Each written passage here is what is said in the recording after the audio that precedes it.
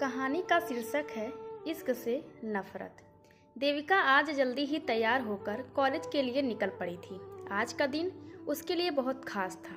आज उसका केमिस्ट्री विभाग के अध्यक्ष के रूप में पहला दिन था।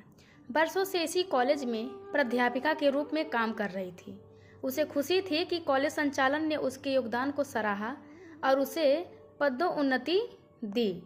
देविका आज विभाग अध्यक्ष को एक सहायक भी दिया गया था। देविका कॉलेज में इस नई पारी को शुरू करने के लिए बहुत उत्साहित थी। हो भी क्यों ना, जीवन के न जाने कितने अमूल्य वर्ष उसने इस कॉलेज को दिए थे। जब से बेटे आयुष का इंजीनियरिंग के बाद लंदन में जॉब लगा था, वो बिल्कुल अकेली हो गई थी। अनिल को तो उनके ऑफिस और मीटिंग से फुर्सत ही ना थी। देविका के लिए उनके पास वक्त ही कहाँ था। मायूस होकर उसने भी अपना पूरा वक्त कॉलेज और स्टूडेंट के भविष्य को समर्पित कर दिया था। जब उसे कॉलेज प्रबंधन से प्रमोशन का प्रस्ताव आया तो उसने तुरंत उसे स्वीकार कर लिया। देविका अपने ऑफिस रूम में पहुंचकर नए काम में मसरूफ हो चुकी थी। उसे अपने सहायक से मिलने की भी उत्सुकता थी। थोड़ी देर में दरवाजे पर दस्तक हुई। सामने कोई 23-24 साल की युवती हाथ में नियुक्ति पत्र लिए खड़ी थी। देविका ने उसे ध्यान से देखा। जींस और कुर्ता पहने, करीने से कटे बाल और हल्के मेकअप में वो युवती आकर्षक लग रही थी। मेरा नाम माही है, युवती ने अपना नियुक्ति पत्र सौंपते हुए परिचय दिया। सारी औपचारिकताएं पूरी करने की माही ने काम शुरू कर दिया। देविका कनखियों से माही की तरफ देख रही थी। माही थोड़ी थोड़ी देर में अपना फोन देखती और मुस्कुराते हुए कभी मैसेज करती तो कभी हौले हौले किसी से बात करती। आजकल के युवा सिर्फ फोन पर ही लगे रहते हैं, काम की कोई चिंता नहीं है इन्हें, सोचते हुए देविका अपने काम में लग गई। दोपहर का लंच ब्रेक में देविका अपने रूम में ही खाना खा रही थी। क्या मैं आपके साथ यहीं लंच कर सकती हूँ? माही ने पूछा। हाँ, क्यों नहीं। देविका ने सामने कुर्सी की तरफ बैठने का इशारा किया। दोनों बातें करते हुए खाना खाने लगे। माही उत्सुकतावश से देविका से उसके अनुभवों के बारे में पूछ रही थी। वो ये जानकर थोड़ी हैरान थी कि देविका को इसी कॉलेज में 20 वर्ष हो गए।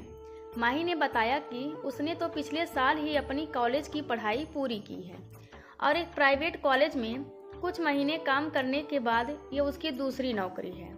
इस दौरान भी थोड़ी थोड़ी देर में माही का फोन बज रहा था और वो कॉल काटती जा रही थी। फोन उठा लो, शायद किसी को कुछ जरूरी काम हो।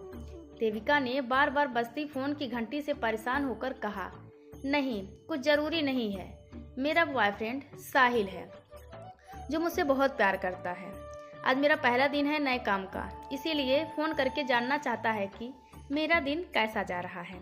माही इठलाते हुए बोली। देविका सोच में पड़ गई कि आज उसका भी तो पहला दिन है इस नए रोल में, लेकिन अनिल ने सुबह से फ़ोन तो क्या एक शब्द बात भी नहीं की। किसी ने सही कहा है कि वक्त के साथ प्यार का रंग हल्का हो जाता है। देविका माही को जलन से देखने लगी। देखते ही देखते पहला दिन पूरा हो चला था। देविका ने घर जाने के लिए अपना बैग उठाया। माही भी अपना पर्स उठाकर तैयार थी। तुम्हारा घर क्या पास में ही है? देविका ने माही से पूछा। नहीं, श्याम कॉलोनी में रहती हूँ, थोड़ी दूर है यहाँ से। साहिल मुझे घर तक छोड़ देगा। माही का जवाब सुनकर देविका बाहर चल पड़ी। कॉलेज के गेट से देविका की कार बाहर निकल रही थी। देविका ने देखा माही एक सुंदर युवक की बाइक के पीछे बैठकर जा रही है और दोनों हंसते हुए बात कर रहे हैं। देविका की कार ट्रैफिक में फंसी हुई थी, जबकि साहिल की बाइक चारों के बीच में से सड़क को चीरती हुई आगे बढ़ गई और नजरों से ओझल हो गई। देविका सोचने लगी, जब उसकी नई नई शादी हुई थी तब अनिल के पास भी एक मोटरसाइकिल थी।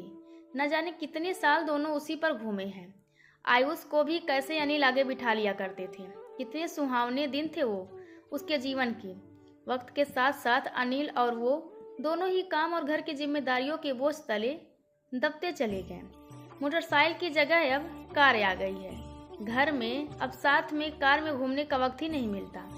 अनिल को ऑफिस के काम से कई बार दूसरे शहर दौरे पर जाना पड़ता था। देविका ने भी अपने आप को पहले आयुष की पढ़ाई और कैरियर, बाद में को अपने कॉलेज के काम में रमा लिया। यूँ तो सब ठीक ही चल रहा था, पर कभी कभी उसका मन करता कि अनिल थोड़ा तो उससे प्यार और अपनापन जताएं।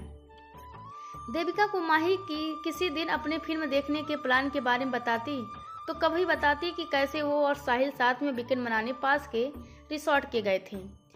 फिल्में देखने का तो उसे भी शौक था, पर अनिल कभी साथ चलने को राजी ना होते। देविका अनमने मन से माही की बातें सुनकर खुद को काम में बिजी करने की कोशिश करती। अभी कुछ दिन पहले ही माही ने उसे अपने फोन पर दिखाया कि कैसे फेसबुक पर साहिल ने उसके लिए एक रोमांटिक वीडियो बनाकर डाला है और वो इसका जवाब इंस्टाग्राम पर वीडियो बनाकर देगी। देविका को ये सब बातें पहले तो बचकानी लगती थी, पर अब उसको लगने लगा था कि ये सब प्यार के प्रदर्शन का एक तरीका ही तो है, इसमें बुराई कैसी। कुछ ही दिनों में कॉलेज में साइंस मेले का आयोजन होने वाला था और सभी विभाग उसके लिए पूरी लगन से तैयारी कर रहे थे। देविका ने भी केमिस्ट्री विभाग की ओर से प्रयोगशाला और कार्यशाला तैयार की थी और माही इस काम में उसकी मदद कर रही थी। देविका मैडम, आप जानती हैं जिस दिन साइंस मेला है उस दिन मौसम विभाग ने बारिश और तूफान की चेतावनी दी है। साहिल तो उस दिन कॉलेज जाने से ही मना कर रहा है। माही दीवार पर बैनर लगाते हुए बोली, कॉलेज के लिए ये दिन काफ़ी महत्वपूर्ण है और मैं उम्मीद करती हूँ कि तुम इस आयोजन को सफल बनाने में मेरी मदद करने जरूर आओगी। वैसे भी जरूरी नहीं कि उस दिन मौसम खराब हो। देविका ने उखड़े स्वर में कहा। वो चाहती थी कि उसका विभाग साइंस मेले में सबसे अच्छा दिखे और वो तैयारी में कोई चूक नहीं होने देना चाहती थी। आखिरकार सारी तैयारी पूरी हो चुकी थी और वो दिन भी आ गया जिसकी उसको प्रतीक्षा थी। स्टूडेंट और अन्य लोगों ने बढ़ चढ़कर साइंस मेले में भाग लिया। उसके विभाग की तैयारी और आज सज्जा देखकर सभी उसकी प्रशंसा कर रहे थे। केमिस्ट्री विभाग को बेस्ट डिपार्टमेंट का अवार्ड दिया गया। देविका का चेहरा गर्व से चमक रहा था। उसकी दिन रात की मेहनत रंग जो लाई थी। समारोह लगभग खत्म होने वाला था और सभी विभाग अपनी प्रदर्शनी और दूसरे पर सामान समेट रहे थे। बाहर जोरों से बारिश होने लगी थी। कड़कती हुई बिजली की आवाज और रोशनी ने देविका का ध्यान खिड़की की तरफ खींचा। खिड़की के पास खड़ी माही प्रयोग के सारे उपकरण बक्सों में रख रही थी। माही का चेहरा एकदम सा बुझा लग रहा था। क्या हुआ माही? क्या तुम हमारे विभाग को मिले पुरस्कार से खुश नहीं हो? ऐसी बात नहीं है, मैं तो ठीक ही हूँ, माही ने अपने आंसू छिपाते हुए कहा। देविका माही के पास गई तो वह खुद को रोक ना सकी। रोते हुए उसने बताया कि साहिल को उसने किसी दूसरी लड़की के साथ कई बार देखा है और आजकल वो उससे बात भी नहीं कर रहा है। आज भी उसने कई बार साहिल को फ़ोन करने की कोशिश की पर उसने उसका फ़ोन नहीं उठाया। देविका स्तब्ध थी कि उससे क्या कहे। काम खत्म करके दोनों बाहर जाने के लिए निकली। बाहर बारिश अब बहुत तेज हो चली थी और शहर के कई निचले हिस्सों में पानी भर गया था। यातायात एकदम ठप पड़ जाता था। देविका और माही दोनों साथ में कॉलेज के गलियारों में खड़ी थी। तेज होती बारिश को देख रही थी। दोनों सोच रही थी कि अब घर कैसे जाएंगे। देविका के ड्राइवर ने फ़ोन कर दिया था कि इलाके में पानी भरने की वजह से वो कॉलेज आने में असमर्थ है।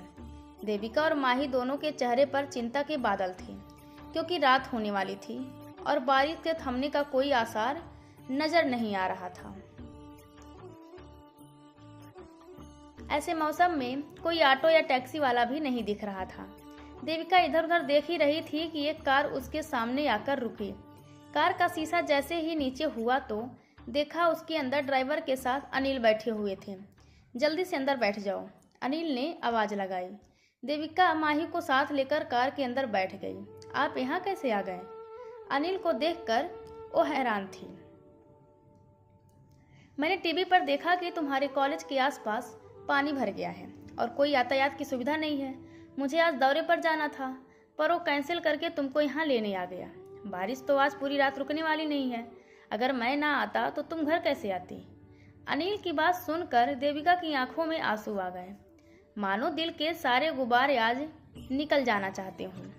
कितने दिनों से वे माही के चमकते हुए रिश्ते को देखकर मन में अनिल के लिए शिकायतें जमा कर रही थी। सच तो ये है कि सच्चा प्यार जहाँ होता है वहाँ दिखावे के लिए कोई जगह नहीं रह जाती। दोस्तों, यह कहानी आप सभी को कैसी लगी कृपया कमेंट करके ज़रूर बताएं और चैनल को लाइक शेयर और सब्सक्राइब करना बिल्कुल ना भूलें। धन्यवाद आप सबका।